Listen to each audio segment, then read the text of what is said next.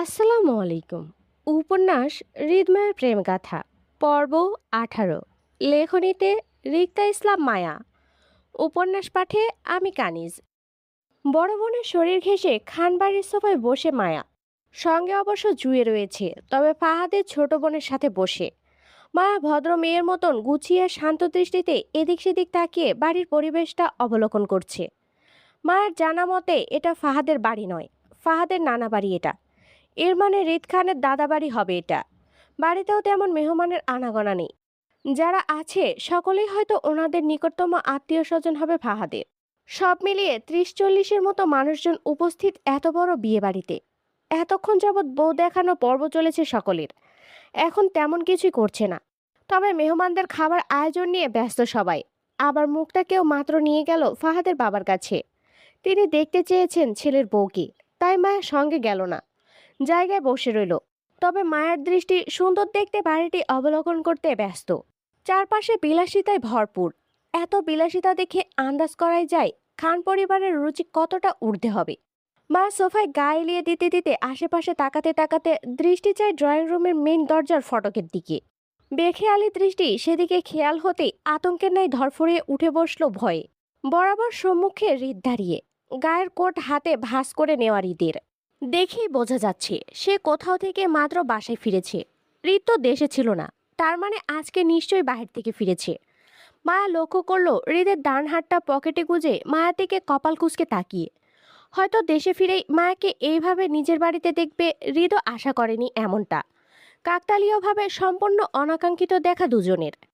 ভীষণ অস্বস্তিতে মায়া। হৃদ হঠাৎ করে সামনে চলে আসাতে অনেকটা হতভম্ব। মায়া ঘুণাক্ষরেও ধারণাতে ছিল না হৃদ আজ দেশে ফিরবে সেটা নিয়ে। মায়া যদি জানতো হৃদ আজ হঠাৎ করেই দেশে চলে আসবে, তাহলে ইহজন্মেও মায়া মুক্তার শ্বশুরবাড়িতে আসতো না। ফ্যাসাদে পড়ে মায়া স্তব্ধ ন্যায় হতবিহ্বল হয়ে দাঁড়িয়ে রইল জায়গায়। ভয়ার্থ দৃষ্টিতে এদিক সেদিক ঘুরতেই হৃদের কপালের ভাঁজ শিথিল হলো হঠাৎ। নিজ বাড়িতে মায়ের উপস্থিতিটা হৃদের ধারণাতেও ছিল না। অনাকাঙ্ক্ষিত মায়ের উপস্থিতিতে হৃদ নিজেও খানিকটা চমকিত হলেও গম্ভীর মুখ অতলে তা প্রকাশ করল না। বরং মায়াকে কয়েক পলক দেখে খুব স্বাভাবিকের ন্যায় এগিয়ে গেল সিঁড়ির দিকে। গম্ভীর মুখর হৃদ ধূপধাপ পা ফেলে চলল নিজ ঘরে। তখনই হৃদকে দেখে জুয়ের পাশ থেকে চেঁচিয়ে উঠল ফাহাদের বোন সেজুতি। তাড়াহুড়ো হৃদকে পিছন ডেকে বলল, আরে হৃদ ভাই, তুমি কখন এসেছো দেশে? তুমি কি আজকে এই বাড়িতে থাকবে আমাদের সাথে? সেজুতির কথায় হৃদ পেছন ঘুরল না, আর না উত্তর করলো কোনো কিছু। যেমন হাঁটছিল ঠিক তেমনই হাঁটার গতি বহাল রাখতেই ফের হৃদের কানে আসলো সেজুতি উৎফুল্লতার ডাক। সে তাড়াহুড়োয় হেনা খানকে ডাকছে হৃদ ফিরে আসার খবর দিয়ে। হৃদকে নিঃশব্দে চলে যেতে দেখে স্বস্তির নিঃশ্বাস ফেলল মায়া। এতক্ষণ জানটা গলায় আটকে ছিল যেন। মায়া স্বস্তির হলেও সেজুতি কথায় হৃদকে উত্তর করতে না দেখে ফের মুখ বেঁকে আসলো মায়ার। লোকটা আসলেই বচ্চাত, দেমাগী আর অহংকারী টাইপ। কত সুন্দর করে সেজুতি ডাকলো, অথচ লোকটা ঘুরেও তাকালো না। এমনিতে মায়াকে অপমান করতে সবসময় মুখ চালিয়ে এগিয়ে আসে, অথচ আজকে চুপ। মায়াকে নিজের বাড়িতে দেখে প্রতিক্রিয়াও করলো না। এত ভালো মানুষ তো এই হৃদ খান নয়।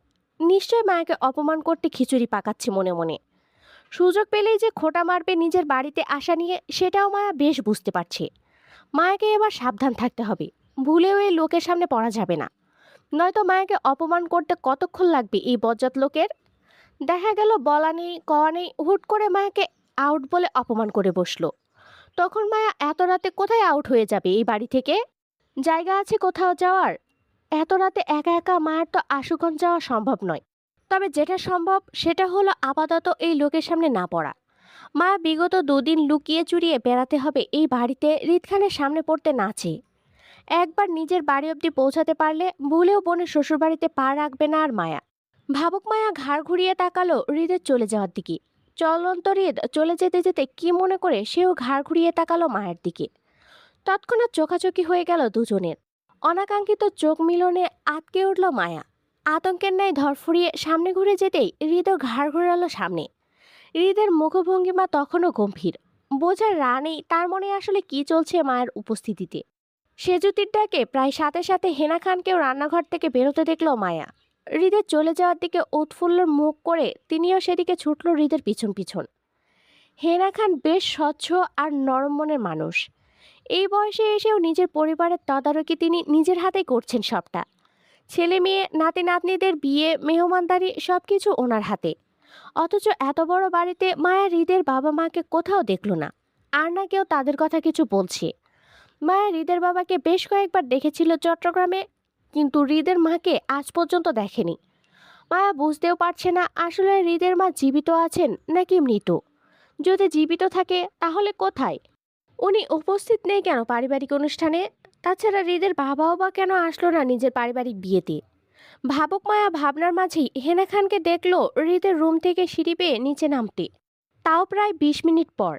হেনা খানের উজ্জ্বল চেহারায় হাসিটা যেন চোখে পড়ার মতন। হয়তো হৃদের উপস্থিতিতে এতটা খুশি তিনি, তার প্রমাণ ওনার হাস্যোজ্জ্বল মুখে। মায়া বুঝতে পারে না এমন গুমড়ো মুখের হৃদ খানের উপস্থিতিতে কেউ এতটা খুশিও হতে পারে। নয়তো হৃদ খানের মতন মানুষকে তো সোজা ভাষায় কারোর সাথে কথা বলতেও দেখা যায় না। মায়ের ভাবনার মাঝে ফের সেজুতির ডাক পড়ল কিচেনে। হেনা খান ডেকেছে। সেজুতি হাতে ফোনটা নিয়ে দৌড়ালো সেদিকে। মায়া সেজুতি চলে যাওয়ার দিকে এক পলক তাকিয়ে দৃষ্টি ঘুরালো জুইয়ের দিকে। সে কখন থেকে জুই ফোনে মত্ত, মিটিমিটি হাসছে আর চ্যাট করছে। মায়া যে কিছু জিজ্ঞাসা করবে সেই সুযোগটাই পাচ্ছিল না এতক্ষণ যাবৎ সেজুতির উপস্থিতিতে। সেজুতি চলে যাওয়ায় এবার সুযোগ বুঝেই মায়া উঠে দাঁড়ালো। জুয়ের বরাবর দাঁড়িয়ে কিছু বলবে তখনই সেজুতিকে দেখলো কিচেন থেকে কফির মগ হাতে নিয়ে বেরোতে তাড়াহুড়োই। সেজুতিকে দেখেই মায়া চুপ করে গেল। মুখে আসা কথাগুলো ঢোক গিলে নিয়ে জুয়ের দিকে তাকালো। দেখলো বেখেয়ালি জুই তখনও মিটিমিটি হেসে চ্যাট করছে ফোনে। মায়া যে সেই কখন ওর সামনে এসে দাঁড়িয়েছে সেই খেয়াল পর্যন্ত নেই। রাগান্বিত মায়া জুইকে মুখে কিছু বলতে না পারলেও সেজুতির অগোচরে ধূপ করে কিল বসালো জুইয়ের বাহুতে। মায়ের হঠাৎ কিলে জুই খেই হারিয়ে হাত ফসকে ফোন পড়ল ফ্লোরে। চমকিত জুই নিজের ফোনটা ধরতে চেয়ে তাকালো মায়ের দিকে। রাগান্বিত মায়া তখন ওর আগে কটমট করে জুইয়ের দিকে তাকিয়ে। জুই ঝুঁকে ফোনটা ফ্লোর থেকে উঠিয়ে বিরক্তির গলায় ঝাড়লো মায়ের ওপর। বলল, কি সমস্যা তোর? মারলি কেন? হ্যাঁ, ভালো লাগে না? পছন্দের বিয়ের বাড়িতে আছিস, কই আনন্দ প্রকাশ করবি? তা না করে মারামারি করছিস বোনের সাথে। গায়ে বেশি চোট থাকলে গিয়ে হৃদ বেয়াইকে দেখা যা। বেটা তোর জন্য বিদেশ থেকে চলে এসেছে, কত দরদ দেখেছিস? নিশ্চিত তোর জন্য চানাচুর আর আমার জন্য রসমালাই এনেছি। যা, সেগুলো গিয়ে নিয়ে আয়, আমার সামনে দাঁড়িয়ে না থেকে যা, সর। রাগান্বিত মায়া আরো চেতে উঠল জুয়ের খোঁচা মারা কথায়। এমনি জুয়ের জন্য মায়াকে এই বাড়িতে আসতে হয়েছে, এখন আবার জুই মায়াকে খোঁচা মারছে হৃদ খানকে জড়িয়ে। রাগান্বিত মায়া জুইকে কিছু বলবে তার আগেই সেখানে উপস্থিত হলো সেজুতি। জুয়ের উদ্দেশ্যে বলল, তোমরা কেউ উপরে যেতে চাও আমার সাথে? যেতে চাইলে আসো। যাব আপু। মায়া তৎক্ষণাৎ উত্তর করলো সম্মতি দিয়ে। পরক্ষণে জুই জানালো সে যাবে না বলে আবারও ফোনে মত্ত হলো। মায়ের হাতে ফোন না থাকায় ঘোরাঘুরির জন্য সেজুতির সঙ্গ নিতে চাইল। বিগত কয়েক ঘন্টা ধরে এক জায়গায় বসে থাকতে থাকতে একঘেয়েমি লাগছিল মায়ার। সেজন্য সেজুতির পেছন পেছন যেতে লাগলো সিঁড়ি বেয়ে ওপরে। কয়েক সিঁড়ি যেতে আচানক ফোন বেজে উঠল সেজুতির। কল রিসিভ করে ফোনটা কানে তুলে কথায় মগ্ন হয়ে হাঁটতে লাগলে মায়া সহানুভূতি দেখাতে চাইল সেজুতির উপর। যেহেতু সেজুতি ফোনে কথায় ব্যস্ত, সেজন্য কফির মগটা নিজের হাতে নিতে চাইল মায়া। হলো তাই। মায়া হাত বাড়িয়ে সেজুতির থেকে কফির মগটা নিতে চাইলে সেজুতি প্রথমে দিতে না চাইলেও পরে দিতে বাধ্য হয়। কফির মগ হাতে নিয়ে কথা বলতে সমস্যা হচ্ছিল বিদায়। মায়াকে ছোট করে ধন্যবাদ জানালো সেজুতি। উত্তরে ভদ্রতা দেখিয়ে হাসল মায়া। কফির মগ হাতে মায়াও সেজুতির পেছন পেছন এসে থামলো এক বন্ধ দরজার সম্মুখে। কিন্তু তখনও সেজুতির ফোন আলাপ শেষ না হওয়ায় সে কান থেকে অল্প ফোন উঠিয়ে বিনয়ের সহিত মায়াকে বলল, একটু কষ্ট করে কফির মগটা ভাইয়াকে দিয়ে আসতে পারবা তুমি? আসলে আমার কলটা খুবই আর্জেন্ট। ভাইয়া রুমে আছেন হয়তো, তুমি কফির মগটা দিয়ে আসবে, পারবে? সরল মায়া ভদ্রতা দেখিয়ে তৎক্ষণাৎ মাথা কাত করে সম্মতি দিল সেজুতির কথায়। আচ্ছা আপু। মায়া সুন্দর সাবলীল সম্মতি দিয়ে চাপানো দরজায় নক করলো। ভিতর থেকে কোনো উত্তর না আসায় মায়া আবারও নক করলো। পরপর কয়েকবার নক করতেই সাইডে দাঁড়িয়ে থাকা সেজুতি অল্প কান থেকে ফোন উঠিয়ে মায়াকে বলল, ভাইয়া মনে হয় ওয়াশরুমে আছে মায়া, তুমি কফির মগটা রুমে রেখে চলে আসো। মায়া তাই করলো। দ্বিতীয়বার আর নক না করেই চাপানোর দরজার আস্তে করে ঠেলে ভিতরে প্রবেশ করলো। খুব পরিচিত একটা ঘ্রাণ নাকে বাজলো তখনই। আবছায়া আলোয় মায়ের রুমটা দেখলো। বেশ সুন্দর আর বড়। ভিতরকার পরিপাটি গোছালো আয়োজন দেখে মায়া বুঝলো এই রুমের মালিক বেশ রুচিশীল। মায়া ভাবলো রুমটা হয়তো ফাহাদের হবে। যেহেতু সেজুতির মুখে মায়া ভাইয়ার শব্দটাই শুনেছে বেশ কয়েকবার, সেহেতু এই রুমের মালিক ফাহাদেরই হওয়ার কথা। কারণ সেজুতির ভাই তো ফাহাদ, তাই না? সেই হিসেবে এই রুমটাও মুক্তার ভবিষ্যৎ রুম। মায়া গোল গোল চোখে রুমটা দেখতে দেখতে একটু সামনেই গেল। কোমর বেঁকে টি টেবিলের ওপর কফির মগটা রাখতে গিয়ে চোখ গেল আবছায়া আলোয় সামনের বিছানার উপর। মুহূর্তে আকাশ ভেঙে পড়ার ন্যায় চমকে উঠে পুনরায় কফির মগ নিয়ে দাঁড়িয়ে গেল হতবুদ্ধি রূপী। হতবাক মায়া চমকে জায়গায় দাঁড়িয়ে রইল বিছানায় হৃদকে বসে থাকতে দেখে। রুমের লাইট অফ থাকায় মায়া প্রথমে হৃদের উপস্থিতি ঠাহর করতে না পারলেও হৃদ মায়াকে রুমে প্রবেশ করতে দেখেছিল। তখন থেকে হৃদ শান্ত দৃষ্টিতে মায়ের দিকে চেয়ে মায়ের হাব ভাব সবকিছুই খেয়াল করেছিল সে। মূলত হৃদ বাহির থেকে রুমে এসেছে 30 মিনিটেরও ওপরে, তারপরও ফ্রেশ হতে পারেনি। প্রথমে হেনা খানের জন্য, পরে তার ফোন কলের জন্য। হেনা খানের কাছে এই কফি চেয়েছিল তখন। হেনা খান চলে যেতেই ভেবেছিল ফ্রেশ হবে, কিন্তু জরুরি ফোন কল আসায় কথা বলতে বলতে বিছানার পাশে এসে বসেছিল, সেজন্য তখন মায়ের দরজা নক করাটা খেয়াল করেনি হৃদ। কিন্তু মায়াকে তার রুমে প্রবেশ করতে দেখেই ফোন কানে থাকা অবস্থায় খানিকটা কপাল কুঁচকে আসলো হৃদের। নিঃশব্দে মায়াকে লক্ষ্য করে কল কেটে ফোনটা রাখলো বেড সাইড টেবিলের ওপর। তারপর আস্তে ধীরে হাত ঘড়িটা খুলে সেখানে রাখার সময় মায়ের দৃষ্টিতে পড়ল হৃদকে।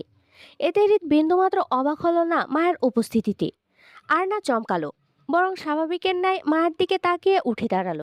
কোমর বেগে সুইচ বোর্ডে সুইচ চেপে রুমের আলো জ্বালিয়ে আবারও ঘাড় ঘুরিয়ে তাকালো থম্মত খেয়ে থাকা মায়ের দিকে। কোমরে গুজে রাখা শার্টটা টেনে প্যান্টের ওপর ফেলতে ফেলতে শান্ত দৃষ্টি ঘুরালো মায়ের পা থেকে মাথা অব্দি। দুহাত পকেটে গুজতে গুজতে মায়ের উদ্দেশ্যে তীক্ষ্ণ গলায় বলল, কি চাই? থমথমে মায়া ধ্যান ভাঙল হৃদের গম্ভীর কথায়।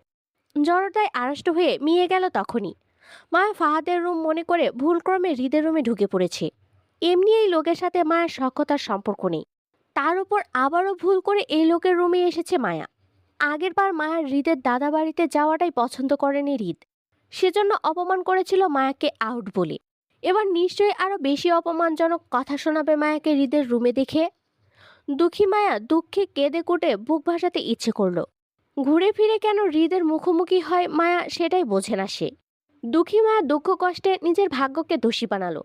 আজকাল মায়ের ভাগ্যে হৃদ দোষ পড়ে গেছে, সেজন্য মায়া প্রতিবার ঘুরে ফিরে শুধু হৃদ খানের চক্রে ফেসে যায়। এজন্য দুঃখে কষ্টে জর্জরিত মায়া ছোট গলায় মিয়ে গিয়ে বলল হৃদকে, কিছু চাই না। হৃদ তৎক্ষণাৎ কিছু বলতে চাইল, তাহলে হৃদের কথার মাঝে ফোড়ন কাটলো মায়া। হৃদকে শেষ করতে না দিয়ে বেশ সাহসী গলায় হৃদকে শাসিয়ে বলল, তাহলে কি? হ্যাঁ, কি করবেন আপনি? আমাকে ভয় দেখান? আমি আপনাকে ভয় পাই মনে করেছেন? ভুলেও না। আপনি হবেন কোথাকার নেতা সেতা। আমি আপনাকে মোটেও ভয় পাই না, বুঝেছেন? উল্টো আপনি আমাকে ভয় পাবেন যদি আমার আসল পরিচয় জানেন তো। আপনি জানেন আমি কে? চিনেন আমাকে? আমি হলাম জাতির ভাবি। আমার পিছনে কার হাত আছে জানেন? এই জাতির ভাইয়ের লম্বা হাত আছে আমার পিছনে। তাই আমার সাথে বেশি তিরিং বিরিং করলে সোজা সেই হাত দিয়ে ঠুস করে আপনাকে গায়েব করে দিব। শুধু ফাহাদ জিজুর ভাই বলে ছেড়ে দিলাম আপনাকে, নয়তো আমি কিন্তু অনেক ক্ষমতাসীন ভাবি হই, মনে রাখবেন। নিন আপনার কফি নিন। মায়ের লম্বা চওড়া হুমকিতে কপাল কুঁচকে তাকিয়ে রইল হৃদ। মায়ের হৃদকে কিছু বলার সুযোগ না দিয়ে তক্ষুনি হাতের কফির মগটা পুনরায় টি টেবিলের ওপর রেখে এক প্রকার দৌড়ে পালালো রুম থেকে। মায়া চলে যেতেই হৃদ এগিয়ে এসে কফির মগটা হাতে নিল। সেটাতে চুমুক দিতে দিতে মৃদুস্বরে আওড়ালো, জাতির ভাবি, ইন্টারেস্টিং। খানবাড়ির মেহমানদারিতে অতিষ্ঠ মায়া একের পর এক নাস্তা পরিবেশন করে যাচ্ছে মায়াকে, তাও কিছুক্ষণ পর পর। এমনিতে মায়া বেশি খায়, সারাদিন ঘুরঘুর করে খাওয়ার বদ অভ্যাস আছে, কিন্তু এই মুহূর্তে খেতে পারছে না জড়তায়। বোনের শ্বশুরবাড়িতে আছে মায়া, প্রথম দিনে যদি এত বেশি খায় তাহলে মায়ের ভদ্রতা চলে যাবে না? তখন মানুষ কি বলবে মায়াকে? মায়া পেটুক রাক্ষসীর মতো খায় এটা বললে তখন মায়ের আর ভদ্রতা থাকবে, চলে যাবে না? মূলত সেজন্যই তো মায়া লোক দেখানো ভদ্রতার খাতিরে কিছুক্ষণ পরপর আসা সকল নাস্তাগুলো ফেরত পাঠাচ্ছে অনিচ্ছাকৃত। কিন্তু খানবাড়ির মানুষজনও জানি কেমন, দেখছে মায়া খেতে পারছে না, ভদ্রতা রক্ষা করছে, তারপরও কিছুক্ষণ পরপর গাদা গাদা নাস্তা দিয়ে যাচ্ছে মায়াকে। আর এজন্যই মায়ের ভালো লাগছে না, অতিষ্ঠ লাগছে খানবাড়ির অতিরিক্ত মেহমানদারিতে। আর লাগবেই বা না কেন? চোখের সামনে প্রিয় খাবারগুলো বারবার ফেরত পাঠাতে কার ভালো লাগে? মায়ের কষ্ট হয় না বুঝি? দুঃখী মায়া নিজের সামনে রাখা ট্রে ভর্তি খাবারের দিকে তাকালো। হতাশার দৃষ্টিতে বিরক্তি ঠেলে চোখ ঘুরিয়ে আশেপাশে তাকালো জুইকে খুঁজতে। এই জুইটাকেও আশেপাশে কোথাও দেখা যাচ্ছে না। হয়তো ফাহাদের বোন সেজুতির সাথে কোথাও গিয়েছে। মায়াও যেতে চেয়েছিল ওদের সাথে, কিন্তু জুই বলল ও নাকি ওয়াশরুমে যাবে, আবার এক্ষুনি চলে আসবে বলে মায়াকে অপেক্ষা করতে বলেছে। মায়াও সেই সন্ধ্যা থেকে এই খানবাড়ির ড্রয়িং রুমের সোফায় বসে থাকতে থাকতে মায়ের কোমর লেগে আসছে ব্যথায়। অতিষ্ঠ মায়া বিরক্তিতে উঠতেও পারছে না ভদ্রতা দেখিয়ে। কোথায় কোন দিকে যাবে সেটাও বুঝতে পারছে না। যাও একটু উঠেছিল সেজুতির পেছন পেছন, কিন্তু হৃদের ভয়ে ফের এখানে এসে বসেছে পুনরায়। তাছাড়া মায়া এখানকার কোনো কিছুই চিনে না। তারপর আবার মায়ের বোন মুক্তাকে ওপরের কোন রুমে নিয়ে গিয়েছে তখন সেটাও মায়া দেখেনি। শুনেছে মুক্তাকে ফাহাদের বাবার রুমে নিয়ে গিয়েছে। ছেলেরা সব বাইরে। মায়াকে সারাক্ষণ ভাবে ভাবে ডাকা ছেলেগুলো খানবাড়ির বাগানের দিকটায় দেখেছিল মায়া। এহেনা খানের সাথে ফাহাদের মাকে দেখেছিল কিচেনের সার্ভেন্টদের রান্নায় সাহায্য করতে। বাকি রইল মায়া। সে একাই আপাতত খানবাড়ির ড্রয়িং রুমে বসে। আশেপাশে মানুষের উপস্থিতির শব্দ মায়া পাচ্ছে, কিন্তু মায়ার পাশে কেউ নেই। নিঃসঙ্গ মায়া অতিষ্ঠ হয়ে একটা সময় সোফায় বসে মোছড়ামুছড়ি শুরু করলো বিরক্তিতে। কি করবে ভেবে না পেয়ে খাবারের দিকে তাকালো। খাবে কি খাবে না তা নিয়েও দ্বিধায় ভুগল।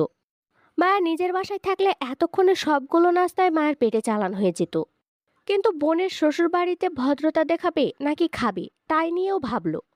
খুব জোর করে মনকে বোঝালো, না থাক, মায়া এই মুহূর্তে ভদ্রতা দেখাবে না খেয়ে। মায়ের চিন্তাভাবনার মাঝেই কেউ একজন ধূপ করে মায়ের গা ঘেঁষে বসলো।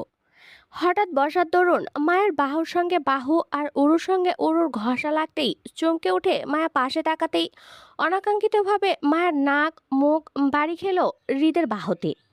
স্নিগ্ধ মিষ্টি ঘ্রাণ নাকে বাজতেই শরীর শীতল হয়ে আসলো মায়ার। হৃদের হঠাৎ উপস্থিতিতে থমকে যাওয়ার মতন কয়েক সেকেন্ড মেরে রইল। একটা সময় হুঁশে ফিরতে ধরফড়িয়ে হৃদের পাশ থেকে উঠে দাঁড়াতে চাইলে তৎক্ষণাৎ গায়ের কাপড়ের টান খেয়ে আবারও জায়গায় বসে পড়ল মায়া। অস্বস্তির মায়া তৎক্ষণাৎ নিচে তাকিয়ে লক্ষ্য করতে বুঝতে পারল মায়ের ওড়নাসহ চুড়িদার ফ্রকের কিছু অংশে হৃদ বসে আছে গা এলিয়ে সোফায়। আতঙ্কিত মায়া হৃদের এত কাছে বসে থাকতে অস্থির ন্যায় ছটফট করে টানাটানি শুরু করলো নিজের কাপড় হৃদের নিজ হতে ছাড়তে। হৃদ মায়ার দিকে তাকালো না, আর না মায়ের কাপড় ছাড়লো বসা থেকে, বরং গা এলিয়ে সোফায় বসলো। ভাবখানা এমন, হৃদের পাশে আপাতত কেউ নেই, আর না হৃদ কাউকে দেখতে পাচ্ছে। তখনই হৃদ গলা ছেড়ে হেনা খানকে ডেকে বলল হৃদকে পুনরায় কফি দিতে। হৃদ হেনা খানকে ডাকায় অধৈর্য নেয় অস্থির হলো মায়া।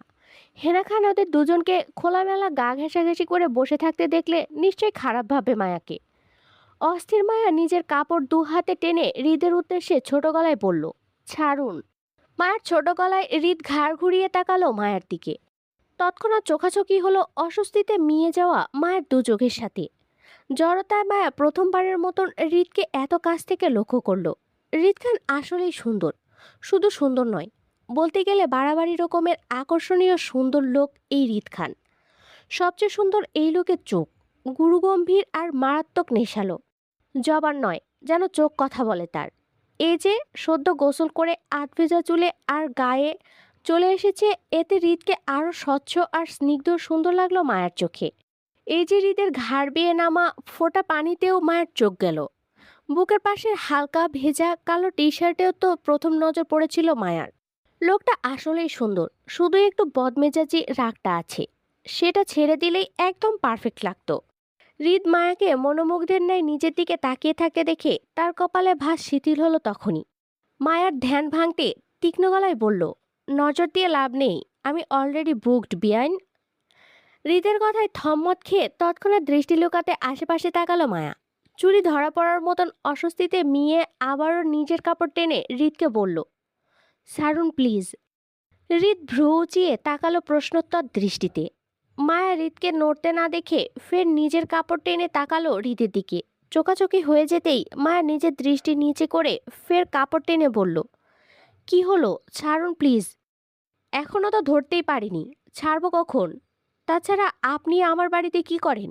শুনলাম আপনি নাকি আমার নতুন বেআইন হয়েছেন, কথা কি সত্যি? হুম। তাহলে শোনেন, সলিড একটা কথা বলি, আপনি দরদ দেখিয়ে দুলাভাইয়ের ভাই মনে করে আমাকে ছেড়ে দিলেও আমি ফাহাদের শালী মনে করে আপনাকে কখনোই ছাড়বো না। এর জন্য আপনার জাতির ভাইকেও আমি দেখে নিব, সমস্যা নেই। আর রইল আপনার কথা, তাহলে প্রথমে বলে রাখি, বোনের শ্বশুরবাড়ি মনে না করে নিজের শ্বশুরবাড়ি মনে করেও চলতে পারেন, এতে আমার সমস্যা নেই। কিন্তু আপনার অতিরিক্ত টই টই নিয়ে সমস্যা আছে। দুলাভাই বা আদার্স পাবলিক যাদেরকে আপনি নতুন নতুন বিয়াই বলে চিনেন, আপাতত তাদের সাথেও ঘোরাঘুরি নিষেধ। মানে হেলদি দূরত্ব বজায় রাখবেন তাদের সাথে, নয়তো ওই যে বললাম সবাইকে দেখে নিব। সে দলে আপনি থাকবেন কিন্তু। আরেকটা কথা, নাইস কালার, কালো রংটা বেশ মানিয়েছে আপনার সাথে, আই লাইক ইট। তবে নেক্সট টাইম লালের সাথে লাল পরবেন, তাহলে আরও সুন্দর দেখাবে। লাস্ট কথাটা দুষ্টুমির ছলে বলেই সামনে ঘুরে গেল হৃদ। হতবাক মায়া হতবুদ্ধি হয়ে থ মেরে বসে রইল। প্রথম হৃদের হুমকি ধামকিগুলো মাথায় আসলো না। সে কেন নিজের দুলাভাই বা বেয়াইদের কাছ থেকে দূরে থাকবে, তাও এই লোকের কথায়? বোনের শ্বশুরবাড়িতে এসেছে, বিয়াইদের সাথে আড্ডা দিবে, এটাই স্বাভাবিক, তাই না? সে কেন হৃদ খানের কথা শুনতে যাবে? আশ্চর্য। তাছাড়া এই লোকের চোখেও সমস্যা আছে। মা এই মুহূর্তে টকটকা লাল রঙের ড্রেস পরে আছে, অথচ এই লোক বলছে মায়াকে কালো রঙে মানিয়েছে বেশ। আজও পাবলিক ঠিকঠাক কালার চেনে না। হেনা খান এগিয়ে আসতে দেখে মা আস্তে করে সরে বসলো, কারণ ততক্ষণে হৃদ মায়ের কাপড় ছেড়ে দিয়েছিল। হেনা খানের আসার প্রায় সাথে সাথে জুই আর সেজুতিও উপস্থিত হলো সেখানে। মায়ের পাশে জুইকে বসতে দেখে রাগে মুখ বাঁকালো মায়া। জুই মায়ের মাথায় টোকা দিতেই, চোখ গরম করে তাকাতেই জুই আবারও মায়ের মাথায় গাঁট্টু মেরে বলল, বলদি তোর কালো ফিতা দেখা যাচ্ছে কাঁধে, সেটা ভিতরে ঢোকা, নয়তো কারো চোখে পড়বে। জুইয়ের কথায় আকাশসম চমকিয়ে তৎক্ষণাৎ তাকালো রীতির দিকে। তার মানে এই লোক তখন মায়াকে এই কালো ফিতার জন্য বলেছিল মায়াকে কালো রঙে সুন্দর লাগছে। গাঢ় লজ্জায় তখনই মিয়ে গেল মায়া। অথচ হৃদ খান মায়াকে এত বড় কথা বলেও দিব্যি সে তার কফির মগে চুমুক দিতে ব্যস্ত। পাশেই হেনা খান অনেক কিছু বলছে তাকে, সে হ্যাঁ না উত্তর করছে না, শুধু গম্ভীর চিত্তে শুনে যাচ্ছে।